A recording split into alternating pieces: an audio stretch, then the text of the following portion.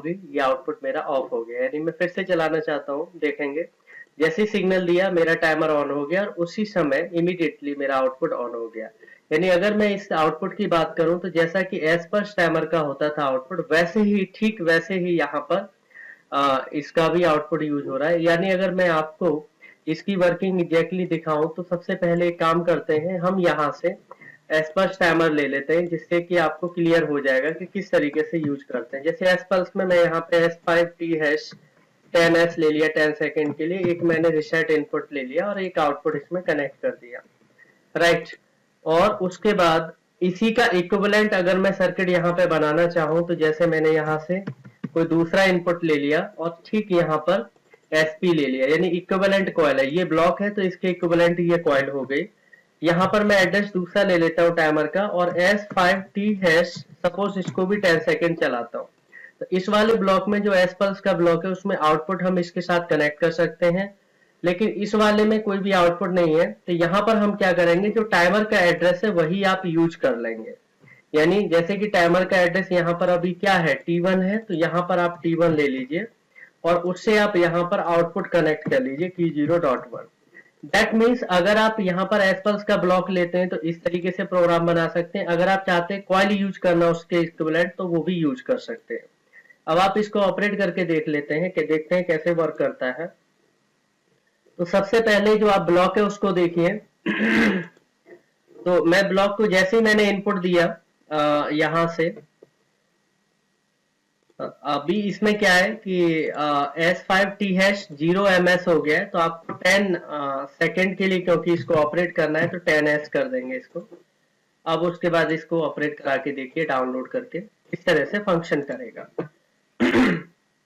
देखिए 0 नंबर जैसे ही प्रेस करूंगा तो मेरा ये वाला देखिए टाइमर चल रहा है और जैसे ही मैंने सिग्नल दिया उसी समय आउटपुट देखिए ऑन हो गया। यानी ये जो आउटपुट है टाइमिंग के लिए हाई होगा, जैसे ही टाइमिंग खत्म हो जाएगा ये वाला आउटपुट हमारा बंद हो जाएगा। यानी फिर से देखिए सिग्नल मैंने हटा दिया, फिर से सिग्नल जैसे ही दिया तो यहाँ पे क्या होगा, आउटपुट मेरा इमीडिएटली ऑन हो गया। जैसे ही टाइमिंग कंप्लीट कर लेगा एज फर्स्ट टाइमर मेरा आउटपुट ऑफ हो जाएगा।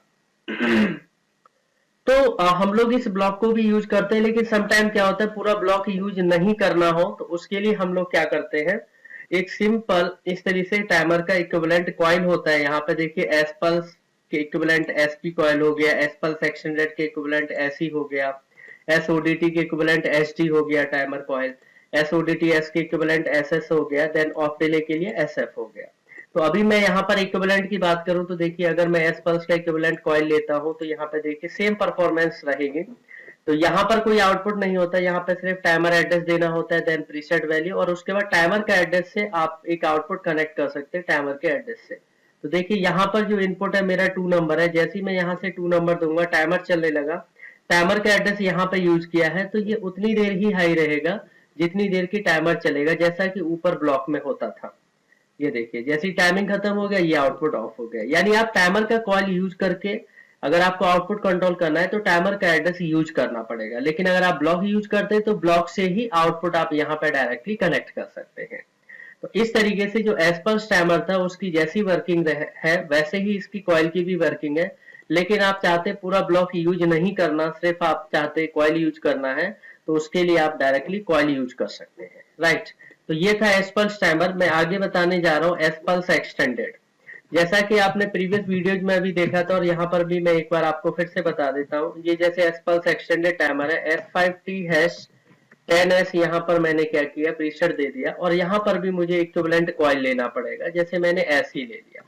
This is T1 S5T hash 10S। तो मैं आपको बताना चाहता हूँ कि जैसे कि एसपल्स एक्सटेंडेड वर्क करेगा वैसे ही इसकी कॉइल भी वर्क करेगी, सेम कोई भी फर्क नहीं है। देखिए किस तरीके से इंप्लीमेंट करेंगे। तो I0.0 जैसे ही मैंने इनपुट दिया तो आउटपुट इमीडिएटली ऑन हो गया, सिग्नल हटा दिया तो भी अभी भी आउटपुट ऑन है। दोबारा से ड्यूरिंग द टाइमिंग मैंने फिर से सिग्नल दिया तो मेरा टाइमर रिसेट होकर फिर चलने लगा। यानी आउटपुट स्टार्ट करते ही ऑन हो जाता है और जैसी टाइमिंग फिनिश होती है तो मेरा आउटपुट ऑफ हो जाएगा। ये देखिए, यानी मैं फिर से ऑपरेट करके दिखाना चाहता हूँ। देखिए इनपुट दिया मैंने यहाँ पे तो आउटपुट ऑन हो गया, इनपुट हटा भी दिया तो भी चल रहा है। अब अगर ड्यूरिंग द टाइम मैं फिर से इनपुट देता हूँ तो देखिए टाइम रिसेट हो जाता है और उसके बाद फिर से चलने लगता है, यानी टाइमर रुकेगा नहीं। जब जब आप इनपुट देंगे तब तक पल्स एक्सटेंड करते रहेंगे तो टाइमर का टाइम भी एक्सटेंड हो जाएगा, और जैसे ही टाइमिंग फिनिश हो जाएगी आउटपुट मेरा ऑफ हो जाएगा। तो ये मेरा पल्स एक्सटेंडेड टाइमर था, स्टार्ट पल्स एक्सटेंडेड टाइमर। देखिए यहाँ पे लिखा है एक्सटेंडेड पल्स टाइमर कॉइल। अब मेरे को क्या करना है, ये वाला सर्किट देखना है जो कॉइल से है, ठीक वैसे ही काम करेगा जैसा ब्लॉक काम किया है। 2 नंबर इनपुट दिया, देखिए टाइमर चल रहा है, इनपुट हटा दिया तो भी अभी भी टाइमर चल रहा है, राइट। आउटपुट तो ऑन है ही, फिर से मैं इनपुट सिग्नल दूंगा, देखिए टाइम रिसेट हो गया, फिर से चल रहा है। यानी जब जब आप इनपुट देंगे बीच में वैसे ही टाइम रिसेट होता रहेगा, टाइमर रुकेगा नहीं, टाइमर चलता रहेगा, और जो भी टाइमिंग करना है वो टाइमिंग फिनिश करेगा। और जब टाइमिंग फिनिश हो जाएगी तो यहाँ पर आउटपुट भी क्या हो जाएगा, बंद हो जाएगा। तो यानी आपने अभी तक देखा कि जो ब्लॉक है ठीक इक्विवेलेंट हम कैसे यूज करते हैं वो आपको क्लियर हुआ।